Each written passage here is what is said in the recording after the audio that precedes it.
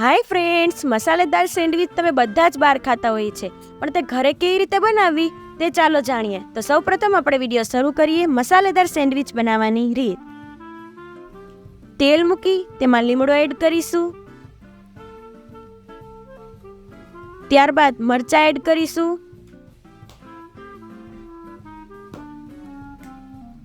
મરચાં એડ કરી દીધા બાદ ડુંગળી એડ કરીશું. ડુંગળી એડ કર્યા પછી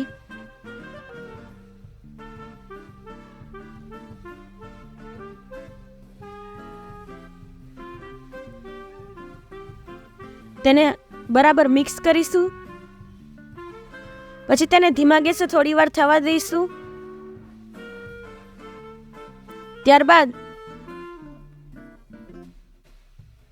ગરમ મસાલો એડ કરીશું. ગરમ મસાલો એડ કરી દીધા પછી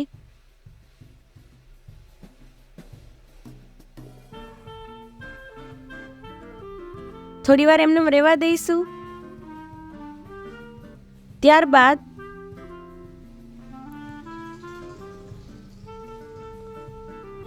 તેને મિક્સ કરીશું. બરાબર પરફેક્ટ રીતે મિક્સ કરવાનું છે અને પછી તેમાં વટાણા એડ કરી દઈશું.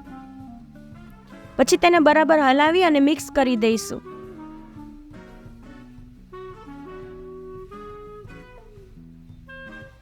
ત્યારબાદ સ્વાદ પ્રમાણે મીઠું એડ કરીશું.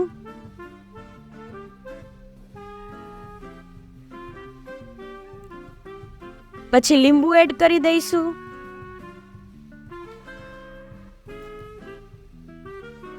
ચટણી, જેટલી આપણને તીખી સેન્ડવિચ પસંદ હોય તેટલી ચટણી એડ કરવાની છે. પછી ખાંડ એડ કરી દઈશું. ત્યારબાદ બાફેલા બટેટા એડ કરી દઈશું, જે પહેલેથી જ બાફીને રાખ્યા હતા. ત્યારબાદ કોથમીર એડ કરી દઈશું. ત્યારબાદ આ બધું પાઉંભાજીના મશીનથી આપણે બધું મેશ કરી લઈશું. આ બધું પરફેક્ટ રીતે મેશ થઈ ગયા બાદ